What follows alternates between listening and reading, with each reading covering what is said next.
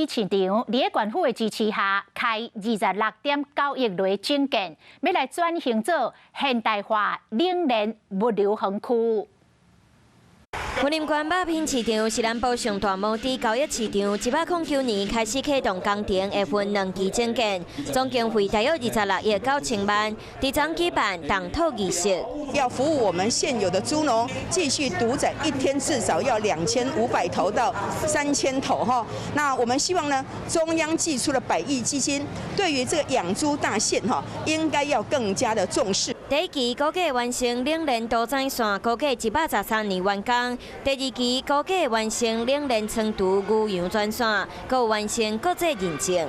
冷链屠宰线先完成，那第2期会把这个冷链仓储以及牛羊的专线也来做这个 HACCP 的认证。 透过工程会转型做国际标准的示范场，打造安全卫生的现代化肉品市场。